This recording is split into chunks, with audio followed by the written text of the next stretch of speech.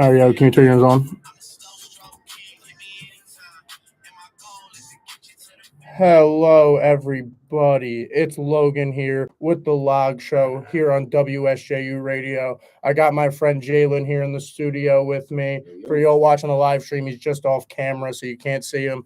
But we got a big slate for you today. It is Super Bowl week. Who isn't excited? We got a huge game. Honestly, I would say arguably the two best teams all season that we've seen. So you can't not be excited for this game.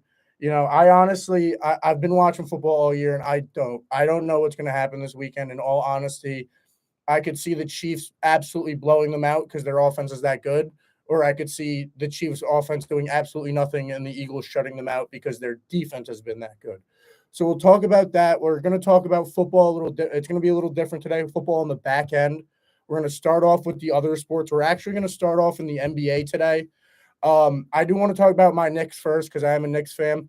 Big win on Sunday, biggest comeback of the season. They were down 21 at one point to the Sixers. Evan Fournier, 17 points off the bench in the only game he's played so far for Thibodeau this season. And he even said in an interview, I think the quote was, it was a fun one-night stand because he knows that, like, his time with the Knicks is kind of done. He hasn't really played in the rotation at all this year. He got a little show off before the trade deadline, which is soon, so that we could try to shop him to show that he's still a bucket. He played well.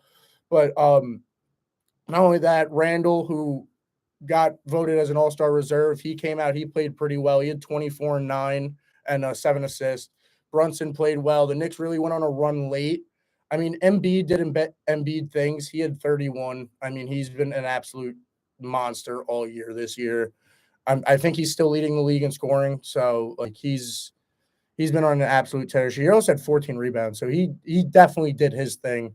But the Knicks did a good job at stopping James Harden, who, I mean, I don't know. I haven't watched much basketball. Jalen, you've been watching more. Like, how's Harden been scoring this year? Because I feel like his scoring's been kind of down this year from what I've seen. He's really just missing a lot. He's taking a lot of the shots that he normally takes. Size up between step back three. It's what he always used to shoot, but it's just like he's not hitting it. It's just not going in that he used to. And then getting to the line, the rule changes and everything. I think that kind of like altered him. Yeah, definitely. As like he's getting less athletic with that rule change. It's like that kind of messed Harden up. And you definitely saw as his athleticism started to decline, he definitely depended on getting to the free throw line a lot. Right. Like, there was that one year where he had, like, I don't remember the amount of free throws he was averaging per game, but it was something ridiculous. It was like 15 or something like that. Probably getting close to 20 points. We were just talking about this yesterday. Like, Harden 60-point triple-double in the Garden. Like, you remember that game? Yeah, like, but it was a lot of free. He had a lot of free throws in that game, but so still, it's his scoring is low. And it's kind of weird, but he's facilitating a lot. I was about to say, yeah, I mean, he had 12 assists and 8 rebounds. So, like, that's not a bad game. Like, clearly he's making up somewhat for what he's not hitting, like, with his shots. Tobias Harris also played pretty well. I mean, I always like to mention him. I mean, I've just been a big Tobias Harris fan since he's been on the Magic. So, like, once he went to the Sixers and kind of blew up, I've always been a big Tobias Harris fan. Seeing him have success is always dope. They play Orlando tonight, the Knicks, which will be an interesting game because I feel like that Orlando team, especially getting John Isaac back, from what I've seen from afar, again, I haven't been watching much. They've been kind of hot lately, right? Yeah. I like the Magic. I mean, I don't like the Magic over the Knicks or anything like that. Like, I don't think they're streaky right now just because it's like at one, they're kind of getting back to being full team, full potential. Everybody's 100% health wise. But watching the game, they were just playing the Sixers last week, and I was watching that game. They're playing against the Knicks, so it's going to be a lot of Randall. I don't know necessarily if Wendell Carter is going to be able to keep up with that. I mean, Julius Randle is like a problem right now. He's going by Tatum and Duncan. So it's like he's giving Embiid buckets, and the Sixers, who have like this inside presence, he's scoring on them. So it's like the Magic. I don't know. This one might get away from them. But I like Paolo. I like I like their team a lot. Definitely, they remind me of, like, in a weird way. I don't want to say the Kings of last year because the Kings of last year, as you can see what they're doing this year, we're very, very close to that break. But they kind of remind me of the Kings of like 2 years ago before they made I mean, some of these still questionable trades, like obviously, like if they still had Halliburton, imagine how Yeah. good that team would be right now. Like, but I mean, no, yeah, they have a lot of young stars there. I like a lot of their. I like John Isaac for a while, even though he's been injured for so long. He's just getting back to, but he's like that's a good piece for them to have. I you like know? Palo. I like Palo that is other crazy. Kobe White. I like him a lot too. Or it's not Kobe White. What's his name? Is it Kobe White? From the Bulls. He No, came not over Kobe from the White. Bulls. Nah. Well, who's the Cole Anthony. Cole Anthony? That's Cole what I'm Anthony. thinking of. Oh, I don't know like why I got Cole him Anthony a confused. lot. I like Cole him a lot Anthony, though. He He's a gets bucket. to the rack. Yeah, Like, he's a bucket. He's not really like the best shooter, and like he knows that, but he's real aggressive. Like he's gonna average like 6 free throws per half. You know what I mean? Yeah, he's nah. just going to the rack. No, and he's then an absolute bucket. It was like I like Cole Anthony a lot. Real athletic. They've got a lot of athletic young players. Yeah, yeah. Orlando's gonna be interesting in like the next probably coming years. Like them, the Rockets, the Pistons. Like those teams are like the Spurs. They'll be interesting by like the end of the decade. Speaking of other young teams, we'll talk about the Dallas Mavericks. Oh yeah. And the other team in New York. Huge trade. They trade Dinwiddie, Dorian Finney-Smith, a 2029 unprotected first, a 27 second, and a 2029 second for Kyrie and Markieff Morris. And now that is just, I mean, the fall off of the whole Kyrie situation within a week in Brooklyn was kind of crazy to see.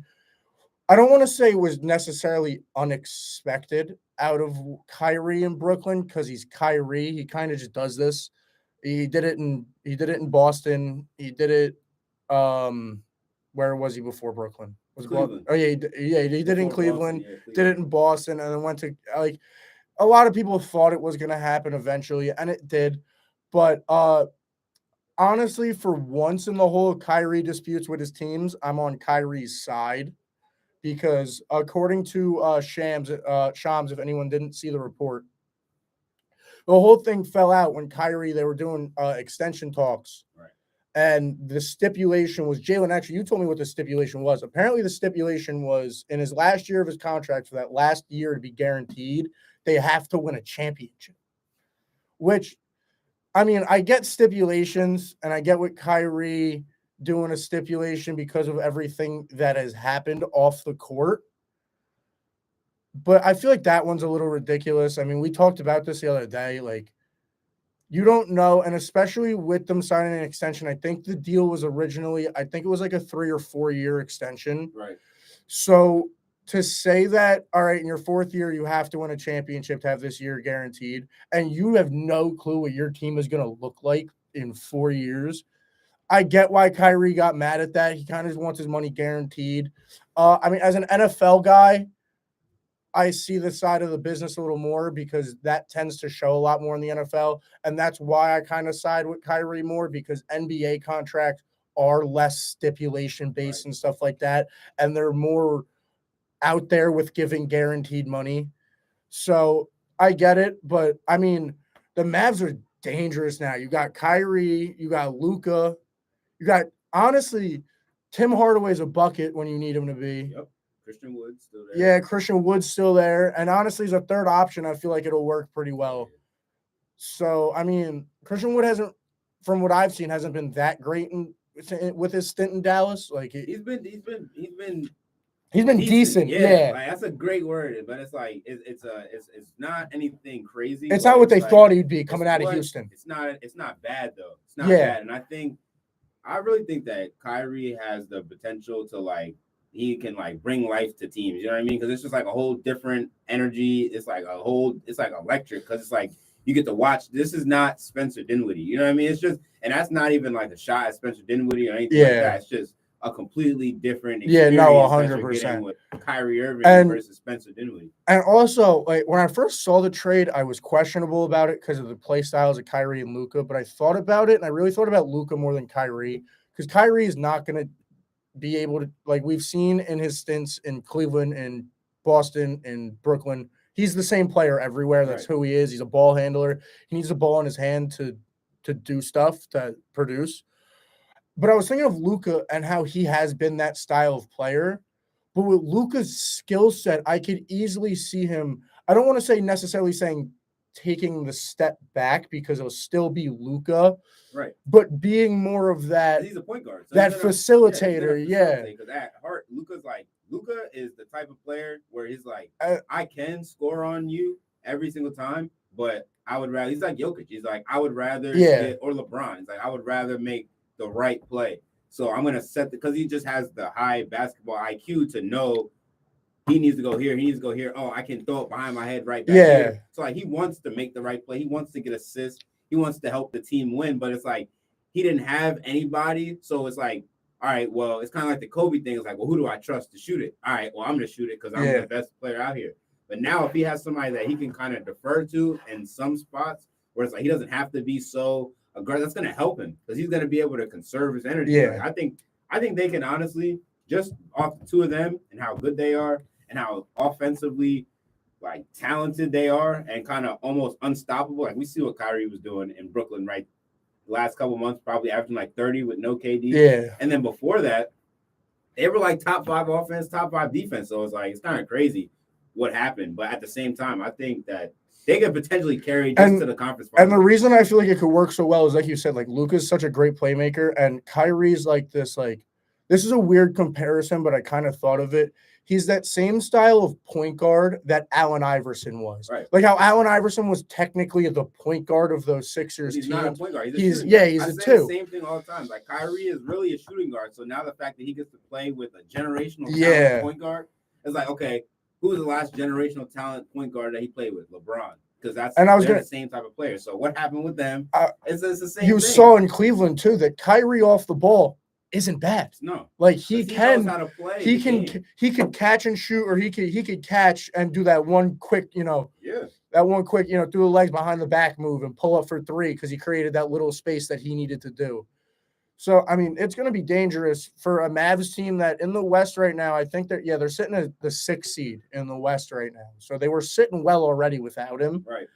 The move of that kind of star in the West, I think, is big because especially like I've said this multiple times. I've been watching much of basketball this year, and most of the games I've caught because of where we live have been Celtics games, Knicks game, a lot of Eastern Conference, and just Eastern Conference teams in general. When I saw the West standings, I didn't realize how much of a transition period we were into these younger teams. Yeah, bro. The NBA you got the Nuggets at 1. You got the Grizzlies at 2. Kings at 3, right? I was about to say the Kings at 3, which, by the way, I have an attachment to the Kings because I got this weird thing. I play a franchise mode in a lot of the games, like 2K, Madden, and I'll pick a lot of the trash teams.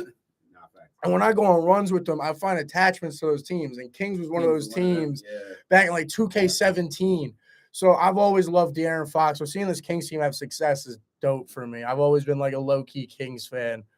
And they got the whole like beam thing going on. That's this year, right? Yeah, I like it. I like the energy there. The Kings are tough. They got like Sabonis. Because see, I started watching. I'm super into NBA, but I really started watching like when I started betting because I'm like, yeah. So now I'm really paying attention to the games. And bruh, Sabonis is like. He's a rebound it's machine. So funny how the Kings are because the last time the Kings were good was like 20 years ago, right? And it was Mike Bibby and Chris Webber and last Jason time Williams I checked and all them, right? But the Sabonis is like the same exact player as Chris Webber. It's like a big point guard. Like he's like facilitating. He'll get like 7 assists with like 13 rebounds with like 17 points at least. Like that's a crazy. Last time I checked, he's leading the league in rebounds right now too, which is I think so. It's a hard thing to do. I mean, when I was really into basketball like 2-3 years ago, I remember there was a period of time where no matter how bad he actually was, Andre Drummond led the league in rebounds. I remember that was a funny time in the league. Like it was just like Drummond used to be nice. No, but I remember it was the end. It was the real end of like Drummond's career. I mean, no, I know he's still in the league, but like it was the end of like even knowing who he was. Yeah. It was like 18, 19, and 20. He averaged like 4 points per game. But like 15 boards. Yeah, it was like 15 boards. It was crazy. Boardman get paid. That's a fact. That's facts. But yeah, the NBA's getting into it right now. We about to hit the All-Star break. I'm excited for the All-Star game this year. I mean, I talked about it a little last week. You're a basketball fan, so I want to know your opinion on the whole backyard style of picking teams. I like it a lot. I like the pickup. I think it shakes it up. I haven't really liked they've been trying to do new stuff for the past couple of years with like a target score. So now it's like yeah, that I don't really like. That I a certain agree. amount of points. It was like that kind of gets weird, but it was competitive, which that made it good. But if it's not competitive, then all of a sudden it's not good. Yeah, and like the points would reset every quarter. Like that was. It was a lot. It was a lot. It was confusing. It was like if you're a kid watching this, you're not gonna know what's going on. We'll talk about like the NFL kind of had it this year too. I don't know if you watched it, and we'll talk about it a little bit. Pro Bowl, but I saw like the clips on the Pro Bowl games. I definitely will say my opinion on it and like talk about that a little bit. But I do want to touch before we move on to the NFL. I do want to talk about other two sports. NHL, just touch on it because I am starting to get into it a little more. I missed the Islanders game last night because I was busy, but they beat the Flyers 2-1. So that was a big win in Philly. They play the Kraken, I believe, tonight. They got back-to-back games, if I remember. I believe they play the Kraken tonight, and they're home against Vancouver on Friday.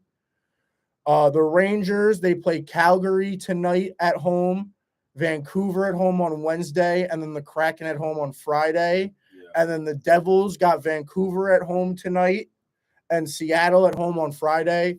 So, again, I haven't really been watching, but I will say this. If you are a hockey fan in this New York, New Jersey area, this week is the week to go to a game. You have plenty of games to get out and get to. Hockey games, even as not a big hockey fan, I will say this, are a great time. So I recommend getting out to an Islander game, a Ranger game, a Devil game. If you can afford it, I definitely recommend trying to get out to one of these games.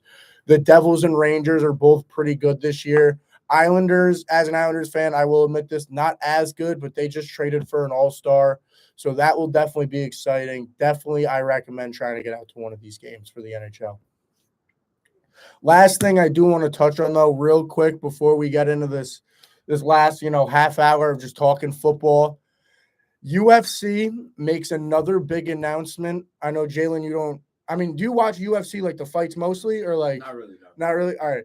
Well, a big announcement, TUF Season 31 for you for those of you who don't know what TUF is, it is UFC's reality show, The Ultimate Fighter. It's very entertaining. I've been a fan of it for a very long time. Very good behind the scenes into not only who these people are and it'll be fun because the coaches always fight at the end. So there's always tension between the coaches constantly because they're kept in like a house together. Like, right, yeah. So there's tension there. And then you see a lot of behind the scenes of these young guys training and the young people who like, you learn a lot about the nuances of fighting. Right. And then when you do learn those, the seasons even get better because you kind of pick out people who maybe in 2-3 years when you see them, they fighting for a belt. Yeah. I know Kamaru Usman, who everyone's a big fan of Usman, even though he just lost. He was a TUF champion. Like, it's like a last chance you type of thing. It's a very entertaining thing. They announced the coaches for this upcoming season is my man, the notorious Conor McGregor. That's tough. Good old Conor McGregor. Everybody loves him. I like Conor McGregor. He's been definitely in a slump lately. Coming off that gruesome leg injury that I feel like even if you didn't see UFC, you probably saw that leg snap. Yeah. He's going to be coaching against Iron Mike Chandler, who I couldn't be happier that these two are going to fight at the end of this season. The season starts May 30th, so I'm expecting the fight to probably be around late July, August. But this fight, when it does get booked, wherever it's going to be, I saw an interview with Dana White today. They don't have like a date or like an official date or an official stadium. He threw out a couple names and MSG was in those names. If this fight's at MSG, I'll drop a rack and go. Like, to see not only Conor McGregor live, but this fight, like you said, you've never watched UFC. If you want to get in and find a UFC fighter today to be your favorite fighter, look up this man Mike Chandler fight, bro. This man sits there and takes punches, like literally will look like he just got curb stomped. And he's still sitting there, like hands down, looking at the other dude, like keep throwing, like come on, bro. Okay. Like he is an absolute dog. 2 years in a row had the fight of the year where it was like bloodbaths. He had one against Gaethje, I believe at this point was now 2 years ago, where it was just like you were sitting there and they were just, bro, they were literally just hacking at each other, like just throwing hooks back and forth. And you were like, my God. And then he fought, I can't remember who his most recent fight was against, but it was the same deal where it was just like you were sitting there. It's a 5-round fight too, and you're sitting there by the third round going like, "Is dude okay?" Oh yeah. That man's a brawler. And to fight Connor too, who's the same type of like nasty, like I'm gonna talk all this smack. I'm gonna be Conor McGregor. I'm gonna give you the right hook. You'll never see it coming. That's why I like McGregor. You'll talk like it'll be an entertaining season to watch for people who want to get into tough and want to get into UFC. I definitely recommend checking it out. And not only that, the product that will come at the end of it will be great in that fight. And also another UFC product that I do want to just give a shout out to, I recommend looking up on social media, is I believe the official name is Power Slap. If you have not seen it, is on TBS after AEW, the professional wrestling. But my God, is this entertaining to watch? It's just one of those things where it's like, if you like fighting, which I feel like instinctually every human somewhat enjoys fighting, the whole concept of this thing is literally just two men standing across from each other. One of them's got to keep their hands down. There is rules into like the technique that you're allowed to use, and like you're not allowed to hit certain areas and stuff like that. But it's literally just two people smacking the hell out of each other. Like just absolutely just I've seen it wailing. On Instagram, Twitter. I've seen it all over viral. TikTok. It's definitely viral. Dana White, like the interview that I saw earlier, he said that they made a TikTok and within a week it had like 68 million views. Like, bro.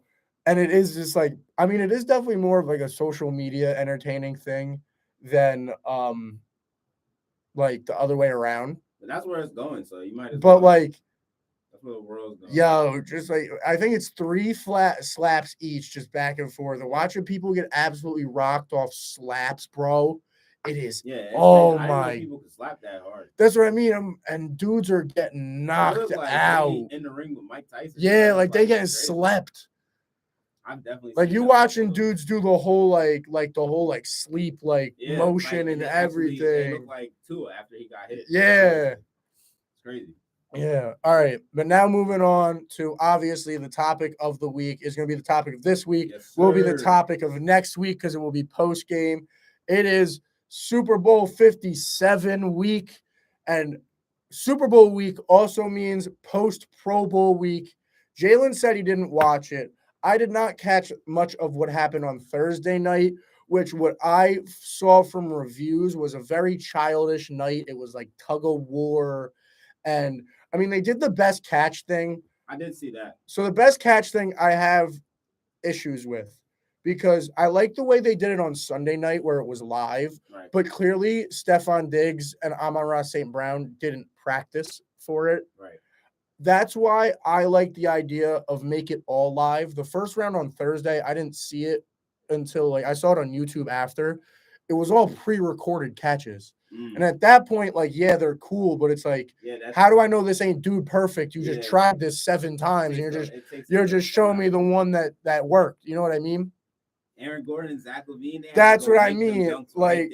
That's so if you're gonna do that whole best catch thing and try to have an NFL version of that whole dunk contest, which is clearly what they're trying to do, make the whole thing live. It will work because you will have players then actually practice these catches to if they can get the star players to get in on it too. Stefon Diggs in the live one literally didn't even catch one of his catches. Okay. He got 3 tries for each catch, didn't catch one of them. Clearly you weren't you had the idea, but clearly you didn't practice them beforehand. But yeah, Amon-Ra St. Brown ended up winning that. The flag football idea. Now, I liked what they did here. Because what they did, it was flag football, right? It was for the actual game. Yeah. Which, first of all, the reason I like this is because if you think about football, I've always been against what the Pro Bowl was. Because I always saw it declining through our childhood. It's been declining. Yeah. We've never really seen a good Pro Bowl. And I saw from when I was little, all right, yeah, these players just went through a full season. They're not going to risk the injury of a contact sport for an all-star game. But they did. They used to, though. And it was like they just loved the sport so much that it was No, like, I they're gonna agree, play. but like I don't agree with that either. I don't think they should be hitting. exactly, and I especially don't for think like that's you right. go back to it, there was there's until this year with the flag football, there was no really extra bonus that well of a bonus Yeah, see, involved so for the that's crazy, players, but and then also that's crazy. a lot of the players. It went really downhill once they moved it out of Hawaii. Because when it was in Hawaii, the big thing, this is why the Pro Bowl kept being able to be what it was, even though the game on the field might have not been the greatest product. They were able to, because they went to Hawaii, they were the only people at the resort. So it was only NFL people. Yeah. So if you were, let's say, you're year 2 Eli Manning, and or you're year 2 whoever, right? And Tom Brady also made the Pro Bowl that year, and he's not in the Super Bowl. Being able to talk with him Right. was a big thing. Like Trevor Lawrence or something. And then they moved it out of Hawaii. And I remember it was a big deal because they weren't in like their private area anymore. Okay. So like the hotels were renting it out to multiple conferences, and there were autograph hounds just saying they were a part of this conference, but really they were there to bother Tom Brady every time he walked out of his goddamn room. You know what I'm saying? So that was a big thing. That was a big decline. But flag football, I kind of like what they did because they did this too, which really involved everyone. They did, I think it was 2 10-minute halves, right? But they did 3 different games, like flag football games. Oh, okay. And because there's 3 different quarterbacks that get voted in. So each quarterback got a full game. That's kind of so I thought that was kind of dope. And I also because I liked like one thing I always saw, like the linemen, like that was one thing with the normal Pro Bowl. You're not gonna get linemen trying full effort in a Pro Bowl, bro. I played linemen growing up, bro. Like if I ever got voted into an All-Star game after this, I wasn't trying. Yeah. I'm not giving myself a concussion just because and it's after the season too. Like it doesn't even count for anything. That's what I mean. Like you get nothing out of it. So I liked how it was just like the center, and then the special teamers they kind of got to use as like utility guys, where it was like, oh, he could play linebacker or wide receiver. Like I liked how they did that. The Manning's coaching, I'm not gonna say I didn't like it, but I will also say like the whole Manning's thing is kind of getting a little drawn out. They're trying to make that into like a real thing. Like it's gonna be Peyton Eli.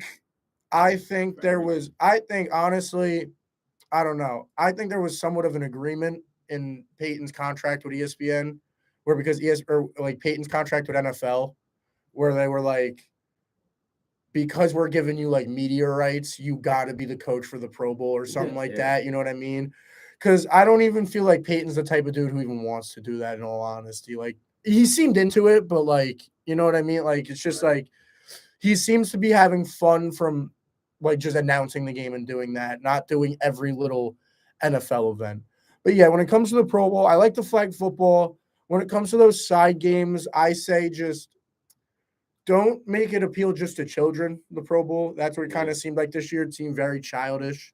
Kind of make it like the NBA does a very good job at doing both, where it's like obviously the dunk contest and 3-point contests are more towards the casual fans and the kids and like the people who don't want to watch a full game, but it's not clearly advertised as such. And they're not like they're not like corny where it's like SpongeBob balls and like the NFL is good for that. The NFL does a lot of corny stuff in the Pro Bowl, and I say cut the corny stuff out.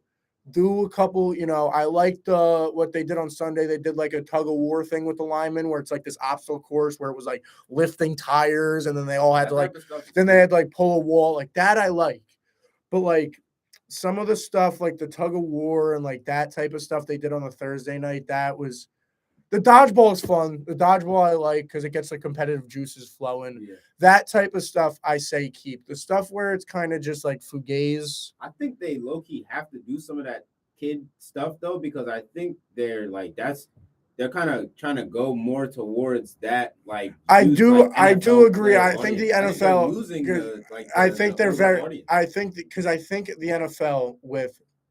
I've noticed this when it comes to that whole like trying to appeal to children. Yeah.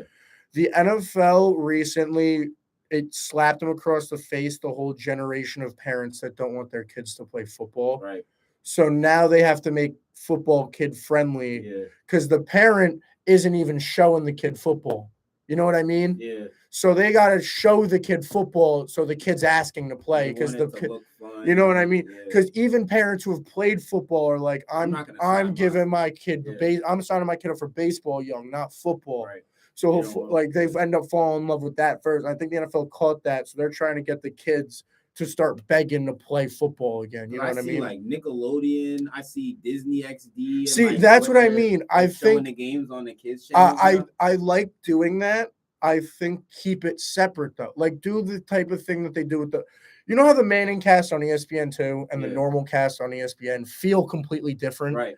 Do that with the kids channel. I like that. Have a different have a different crew calling it. Yeah. You know, Maybe do have all the kids doing it. do all your corny stuff there. Have you seen that little kid who's getting them interviews with the players? Yeah. The little kid with the big head. He's like, Yeah. I'm here with Justin Jefferson. Yeah, I like the kid. They got. Crazy. I love the kid. They got to turn down his mic. That I do got to say. They got to turn down my boy's mic. The first, the first time I saw it with Devontae Adams, I had earbuds in, bro. I actually had to take them out, bro. Oh my god, that blew my ears. Yeah. Oh, they need to turn down my kid's mic. The NFL has to do something with him. They got to put him on Nickelodeon and make him the host of the show. Because he's like he has them stats in his head. That's crazy. He's like 8. No, yeah, it's dope. It's dope. All right, but now on to obviously what we all want to talk about. Yeah. Super Bowl 57. We got the Eagles, we got the Chiefs. Now, before we say any predictions, I'm going to throw out stats for both teams, right? Mm-hmm. To show how good of a game on paper this is going to be. Ready? We got the Chiefs, the number 1 overall offense, the number 1 passing offense, and the number 1 scoring offense this season. Also, this is just an interesting stat. The Chiefs are wearing white, and the team wearing white over the past 18 Super Bowls were 15-3. Versus the Eagles, who are the number 5 rushing offense, the number 3 defense in yards, the number 5 scoring defense, and the number 1 pass rush in the league. They had I didn't even know this. They had 70 sacks as a team in the regular season. They, I think, were 7 short of the record set by the 85 Bears. Wow. And I think they're like 3 short of the 85 Bears, like setting the record, including playoffs. So this Eagles defense is scary. Yeah. But so that's what we got going. I got a little list here of who, in my opinion, we got on the Super Bowl MVP watch. For the Eagles, we got Hurts. Yep. Obviously, you got to always throw the quarterbacks on there. I think Sanders and Gainwell, the 2 running backs, are obviously a big part of Philly's offense. I think if Philly wins this game, I think for Philly to win this game, you got to hold them under 21. Yeah. Like you got to hold, you can't let them score more than and it's not like Philly has weapons on the outside. And I saw this. I don't know if you looked at the line over this past week. 77% of the money's on Philly right now. I like that. When it opened up, the Chiefs were the Philly were 1.5 dogs. Now they're favored a 1.5. They flipped today. Okay. So a lot of money's on the Eagles. And I watched Pat McAfee today, and they were talking to LeGarrette Blount, and they were just talking about the Super Bowl. They've been talking for Super Bowl winner with the Eagles and the Patriots. 2 times back-to-back years. Interesting. Yeah. So, but and you really look at it on paper, and as good as the Chiefs are, I'm not doubting the Chiefs. Outside of quarterback and tight end, the Eagles are better at every position. Yeah. They are. They have a better O-line, they have a better D-line, they have better corners, and they have better wide receivers. And they have better safeties. Like they are literally just a better team player-wise. Now, the big difference for me is coaching. I think Andy Reid is something else. Yeah. But yeah, like obviously, but Sanders and Gainwell are going to be big in that game plan. I think if you could get Gainwell's been going all playoffs. He's been a monster throughout these playoffs. I think he had like $115 on the Giants, and then I think he had like 98 on San Francisco. And you look at that San Francisco game, those stats would have been higher if nobody got injured because the game would have actually been a game. As soon as Josh Johnson or whoever it was got injured and Brock Purdy hopped back in the game, even the Eagles knew. They were like, oh, so they're not going to be able to score another point. Like, it's literally not going to be able to happen. So they just chewed clock, absolutely. So the stats in that game were low for everybody. And then also for the Eagles, I do want to mention on the defensive side, I think Darius Slay could have a game. Like we said, the Eagles are better at wide receiver than the Chiefs. So, like, Darius Slay is a very, very good cornerback. Mm-hmm. If you lock him on one person, who is it? Kadarius Toney? He locks Kadarius Toney. I feel like they have to probably go Juju if he locks Juju too. Yeah, no, he's probably gonna be. He's gonna guard. Well, I feel like the only person that might give him trouble might be MVS. Just from off what I saw last week, I'm like, oh. MVS is a good one. MVS, actually, that's probably where I see Slay, because also now that you mention it, they have history together too, because they were in the NFC North together. Yeah. So Sirianni will probably lean him towards, because if I remember correctly, Slay usually does play that nickel back anyway. He doesn't play the wide corner, does he? I don't think so. So he probably will line up mostly there. But I also, for the defense, Eagles, I always got to throw out a lineman. Brandon Graham is. If I'm going to pick anyone on this Eagles defensive line to win the Super Bowl MVP, and this is just for people betting, these would be my 5 Eagles people that I would recommend throwing that bet on. Obviously, Hurts odds are going to be through the roof. So, like, that would be, like, the easiest bet in the world, because if the Eagles win, probably going to Hurts. But Brandon Graham has been on this Eagles team forever. When I was picking between D linemen, you think of Eagles D linemen, I want to see if we think of the same person. You think of him, and who's the other person you think of? Fletcher. Yeah, exactly. So that's the 2 I was between, because usually in these big games, vets show up big. Yeah. I will say someone else who's a sleeper for this game who will make an impact that I keep forgetting is on the Eagles. The Eagles have Ndamukong Suh. Mm-hmm. So I saw that in the what was it, the San Francisco game last week? I was like, what? And people also like, when did they get that's sued, what I mean. And people also forget you argued when he went to Tampa. Like, people forget that he was on Tampa too. So you could argue when he went to Tampa, oh, he's been in Detroit. He don't know how to win in the playoffs. He's won a ring now. Right. Like, so he could definitely make an impact in this game. He did in the Super Bowl against the Chiefs, actually. Right. Like, against this exact team, now that I think about it. So he's another one. I like Reddick too. Yeah. Linebacker, Hassan Reddick. Yeah, so Hassan Reddick, he's been an absolute dog for that Eagles team. The Eagles need that. Nick Sirianni's been saying it all year. The dog mentality has got to show up for them. I mean, I've loved this. I could say it, you can't. You're a Giants fan. Right. For the first time ever, this is an Eagles team I actually, don't hate.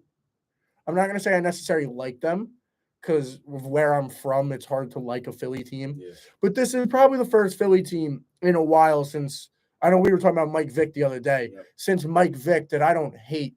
It's kind of hard to hate this team. That's what I mean. I like the attitude there. And then also, as someone who played offensive line in high school and stuff, and my whole life, I love Jason Kelce. Yeah. I love the energy of that O-line. And they do something so well that's missed in today's league, which is the QB sneak. The way that they do that, and that's a testament to Hurts, and that's why my whole opinion on Jalen Hurts changed in the middle of the year. Because at first, when they were undefeated, they were going on this run. I was like, don't get me wrong, Jalen Hurts is a stud this year. I need to see it again. I'm going to need to see it again next year. But then they started really doing this QB sneak thing. And the reason that changed my opinion on Hurts is because QB sneak, and especially in today's day and age where QBs are your Kyler Murrays and your those types of dudes. Lamar Jackson, speedsters. But not even Lamar Jackson, because I feel like Lamar Jackson has what I'm gonna say is QB sneak is a mentality. You're not the pretty boy. Yeah. You're down to go. All right, you need me to dig for a yard to push this pile for a yard. This thing. Yeah. Hurts is gonna get down. Hurts gonna he'll truck. Not, oh, I'll give it to my running back to go Yeah. get I'm getting this He yard. gets it like every time. And the way that the line Every runs it time. is perfect too. If you ever see those They push up replays, like 5 you yards, see bruh. It's ridiculous. Jason Kelsey literally, bro, his back is like this, right? Bent like this. Mhm. And you literally just see him stay like this, but somehow get lower. Yeah, no, And he like gets- he's hitting people in their and then shins. just pushing forward. And he's practically chopping people. Yeah. And then the guards just come in and push Hurts from behind. It's run Gainwell coming and back it's and and it's pushes Hurts over. run They so literally perfectly. don't miss a fourth down. But now you get that type of play calling, right? This Eagles play calling we've seen all year, which is pounded down your throat, Hurts, QBC, Sanders on a stretch, Gainwell through the tackles, and then we're going to play action you that one play, A.J. Brown, boom. Devonta Smith, Devonta Smith go make some crazy grab that he definitely dropped, but what a heads-up play. I said it last week on air. You cannot get mad at the refs for that. Right. That's just a heads-up play on the Eagles.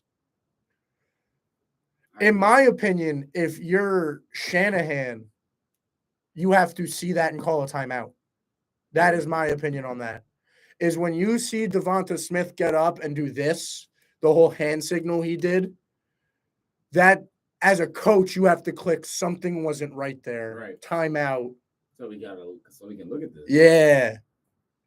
But we got that against the ring around the rosy Chiefs offense, which that was the craziest play I've ever seen. If they pull that out in a Super Bowl, because if you think of the breakdown of that play, I love talking about this play, bro. If you think about the breakdown of that play, right? They do the ring around the rosy, right? In the huddle. They do that in the huddle, which to me is a trick play in itself, right? Yeah. And then and then they line up in wildcat, right? So now you're fooling them again because now you went in circles. So they're like, what the hell's going on? Now Pat Mahomes is now lined up as a wing back, and you have McKinnon in at running back. You then toss it to Mahomes. So now you're like, oh, it's a toss play to Pat Mahomes. Yeah. He throws it back to Kelsey left. How do you defend that? You don't. 7 things just happened. You don't. I honestly don't think you defend that. Like they're fooling you from jump. There's no way for you to know what they're about to do. What's going on? There's no absolutely no way. Like it's crazy. I want to see that. I want to see one of those on Sunday. I mean, they could. We've seen it before. We saw it with Philly against the Patriots way back. Philly, they like to do stuff like that too. So we'll see. Shout out to this Eagles team. I mean, I don't know. The whole media says it's Howie Roseman built this team. I got this one Eagles fan, my friend. His name is Gavin from Philly. Mm-hmm. He claims Howie Roseman hasn't done jack. It's all the GM. Yeah. It's all like the other dude, not the owner. But shout out to Philly because if you think about Philly after they won that Super Bowl, it was burnt to the ground. Coach was fired. Nick Foles got sent out of town. This is the same year that they're revealing statues of both of them outside the stadium. Like they were, you know what I mean? Hurts when he was drafted was a gadget guy. Yeah. You had Wentz, and then he was booted out of town. To see where they have gone, it's really a testament. It's they're built like I kind of mentioned this last week. If you think about it, whoever wins this game, you could argue on either side. This could be a dynasty breaking win because the Eagles are built young. They're built with one of the best defenses. Them and the 49ers were the top 2 defenses in the league this year, in my opinion. And without a doubt, 2 of the best pass rushes I've ever seen in my entire life. And the Chiefs O-line isn't great. So, like, I don't really know what's going to happen with this game. This game's going to be insane. But going on to the Chiefs, I mean, I said it earlier. Number 1 offense overall, number 1 passing offense, number 1 scoring offense.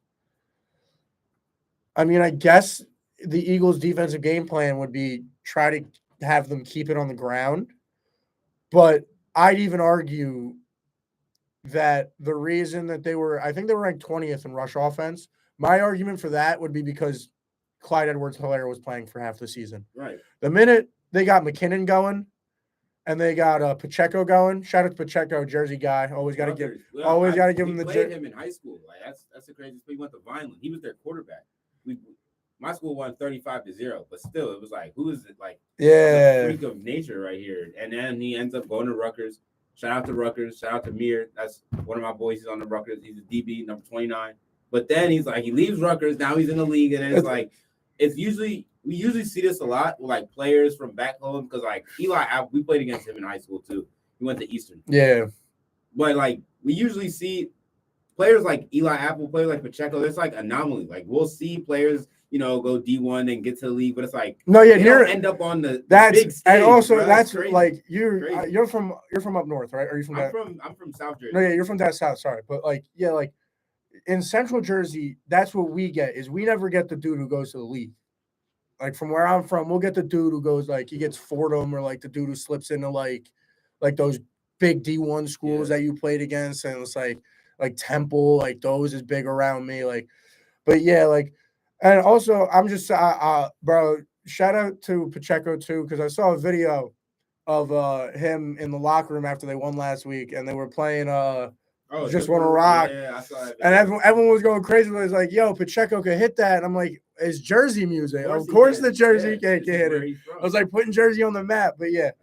But speaking of him, he was on my list for possible breakouts for Super Bowl MVP watch on the Chiefs side.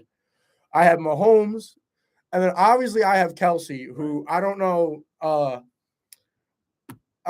don't know if you listened at all, but last week I gave out awards, and this was obviously unpopular opinion because he's not even a finalist. My Offensive Player of the Year was Travis Kelce, just because this was one of those years where you look at Travis Kelce, and it's just like, because they don't have Tyreek Hill anymore, so I think it highlighted a lot more where it was just like, how is this guy open? Because everybody's going to be keying in on it. And that's what I mean. Like, everybody knows he's the best player on the team, like weapon-wise, receiving-wise.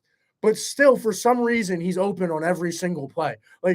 And I found this out through watching his podcast, which I got to give a shout-out to, that I've given a shout-out to them 2 weeks in a row now, because just a lot of people aren't thinking about this, how cool it is for them two as brothers to start a podcast and then make the Super Bowl in the same year. Right. Absolutely dope. But the podcast itself is amazing. I definitely recommend it. But Travis Kelce has talked about on multiple times how he, in this Chiefs playbook, has what I like to call at this point Gronk routes. And this is why Gronk, everybody flipped out when he was like, yeah, Brady I don't have routes. Yeah. Because what their route is find the open space. Right, yeah. I'll find you, because Brady and Gronk played together for so long, had the chemistry. Yeah. Same thing with Mahomes and Kelce. They just have that chemistry where it's like, I know you know this game well enough where it's find the hot spot, and I'll find you if I need to. That's fire. And it's crazy what he's able to do. And Mahomes also, obviously, he's on this list as Super Bowl MVP because, no offense to Hurts, Mahomes is my MVP because I looked at the stats. He has better stats this year than he had his MVP season. Yeah. He has his career best in yards, his career best in touchdowns. Second in yards was Herbert. I said this on air when I was giving the awards last week. I just want to tell you this, right? Second in the yards was Herbert. He beats Herbert by I think it's 400 yards. Oh, shoot. Nah, that's crazy. Next in touchdowns was Burrow. He beats Burrow by 6 touchdowns. He literally has both of them beat by a full game. Yeah. It's insane. But then also on the defensive side for the Chiefs, what's his name? I can't remember. Frank Clark. Right. He will obviously make an impact. It will be it will be big with him and Willie Gay too, the linebacker for the Chiefs. Yeah. Those are the two biggest points, in my opinion, for the Chiefs. Honestly, those might be the two biggest players in the game for the Chiefs. Also, the rookie, I can't remember his name right now, but the rookie, linebacker? Yeah, Bolton? No, not Bolton. They have this rookie pass rusher. Oh, okay. That I can't remember the name of, who's been playing pretty well all year. But those three, honestly, might be as big as this offense is for the Chiefs. Might be the biggest 3 players for the Chiefs, because they have to be able to stop a run game that is just an absolute machine and has only gotten better as the years gone on, and in the playoffs has been an absolute machine, this run game. And it's smash mouth old school football, and I mean, I can't remember the defensive coordinator's name in KC. but he's been doing a great job, obviously, since the whole Mahomes era has started. Right. This whole Mahomes era has been insane. He's literally made an AFC championship every year as a starter, which is baffling to It's just gonna say. keep going. It's not gonna stop So, until he like, stops playing. I think I agree with I got my pick for this game. I'm gonna pick the game now, and then we'll talk about a couple other stuff in the NFL before we end up here. But my pick for the game, I got the Chiefs because I think, like we were just saying with Mahomes, I think when we look back in 3 to 4 years, this is going to be, oh yeah, this was Mahomes' second of 3 or 4. And also, what's crazy to think, it's crazy to even say that sentence because if you think about it, like Tom Brady himself, actually. Go to your pick because we'll talk about this because I want to talk about Brady's retirement as a whole. Okay. So, Yeah, no, I'm gonna go with the Chiefs too. The way I look at it, Eagles are the favorite. A lot of the money is on Eagles. I like to look at things from the perspective of Vegas. So if I'm looking at it from the perspective of Vegas, we got Eagles are favored by 1.5. We've got 77% of the public on the Eagles. We've got Twitter going crazy with the everyone, the media 34 too. to 28. It's like, oh, they leaked the script. It's out. So now we got everybody's gonna go bet Eagles, 34 to 28. I think they're just setting it up, brother. Setting it up for Mahomes to come in there and be like, they put out a fake script. Yeah, bro. It's like Jalen Hurts. Like you'll have, you know what I'm saying? Y'all will get back. This team is OP, but everybody's riding with you. There's no way that FanDuel pays out the public like that. That's just my personal Bro, opinion. I do want to say, I mean, you say they're going to get back. It's hard to say that. It's hard to get back. It is hard to get back. The NFL is like a one. It's hard. It's hard to get back. The Bengals almost did it, but they really learned this year that they learned this year. All right, it's hard to get back. Like I want to see them go, man. At least it's so tough because they play in the same conference as Pat. But it's like, dang, man, you got Burrow, Chase, Mixon. Yeah, it's a fun team to watch. T. Higgins, Tyler Boyd, like their offenses. Hayden Hurst, they got players. Yeah. Also, that ended up with the NFL. One of my favorite players growing up. Before we talk about Tom, AJ Green announced his retirement. I saw that the other day. Shout out. I sent out a tweet. AJ Green was one of my favorite players growing up. Honestly, I got another Bengal. Yeah. I was about to say an 18 Bengal jersey was one of the first jerseys I remember having, honestly, after like my first Saints jersey. Once I started to get other people's jerseys, AJ Green jersey was one of the first of them. I had an AJ Green poster in my room. But my room growing up. Exactly. So shout out to him, one of the legends of this generation. Obviously, not one of those like Hall of Famers, but someone that I'm gonna be like when God forbid the day comes and AJ Green passes. Right. My kids are gonna be like, "Who's AJ Green?" I'm gonna be like, "Oh, if you knew prime AJ Green." Like, he's not like super talked about because I feel like he was always like 3, and he got like when it came to like those top 3 receivers, it was always like at the time it was always D-Hop, Julio, AJ Green. But and who was his quarterback? Carson Palmer.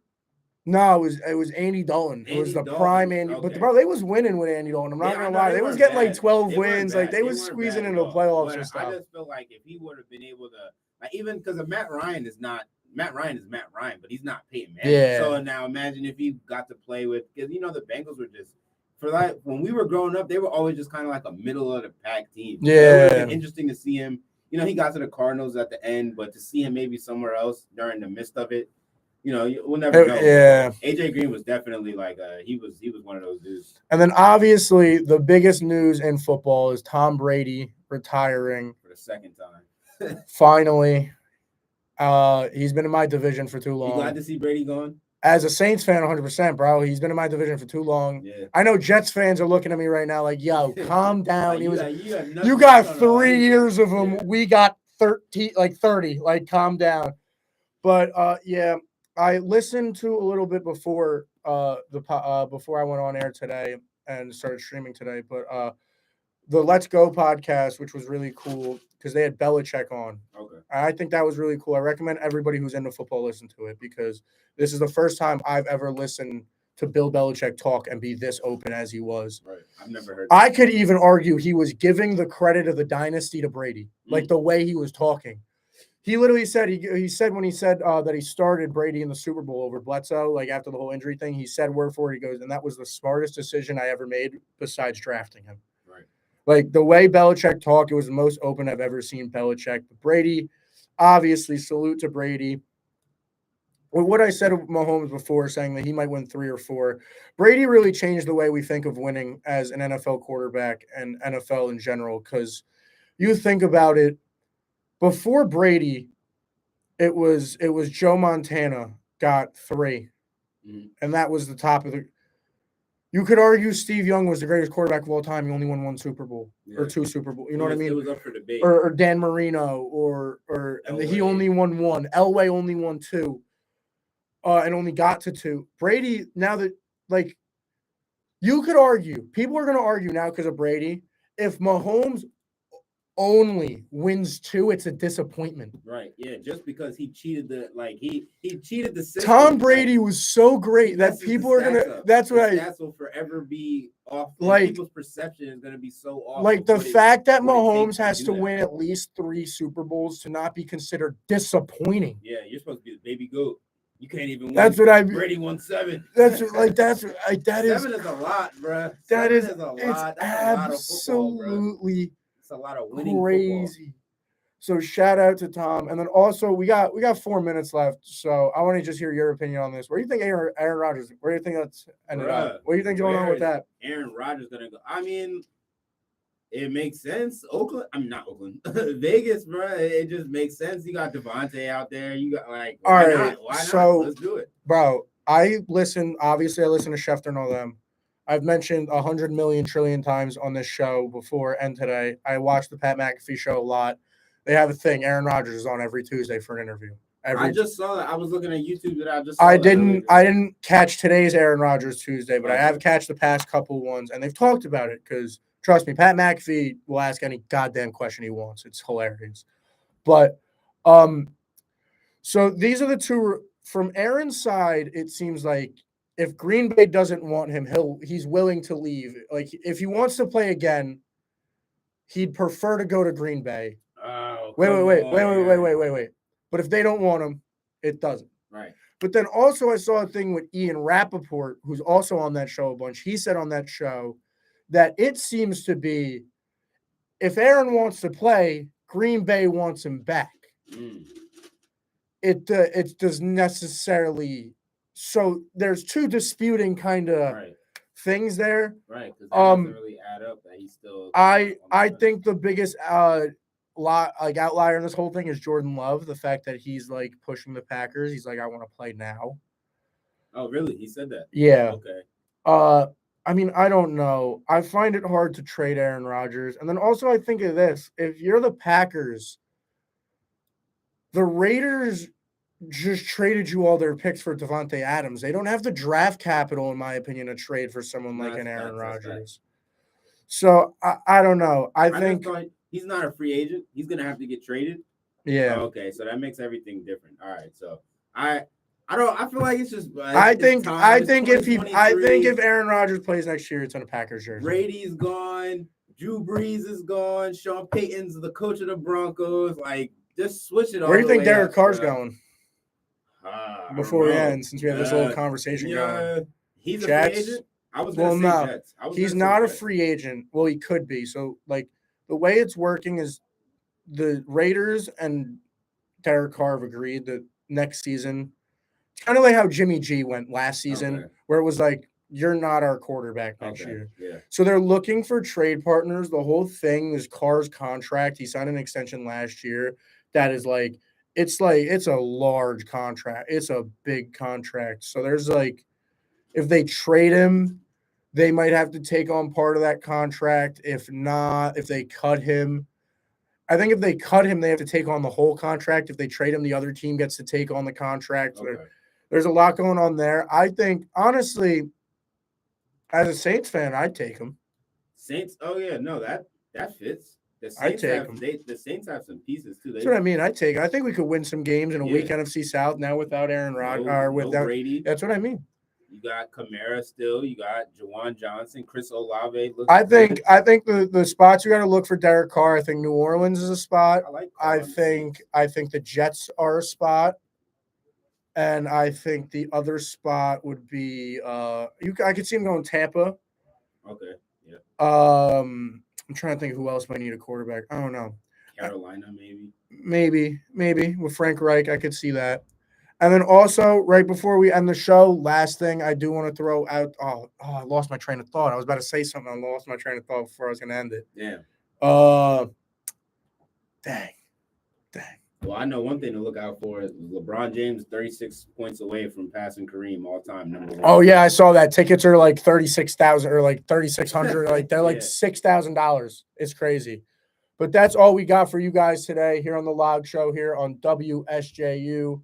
Thank you guys for tuning in. Thank you guys for tuning in on the live stream. Thank you, Jalen, for being here. Yeah. Everybody, have a safe weekend for the Super Bowl. Let's go, Chiefs. Fly, Eagles, fly. Whoever you're rooting for, have a good weekend. There we go. All right. Appreciate you for having me on.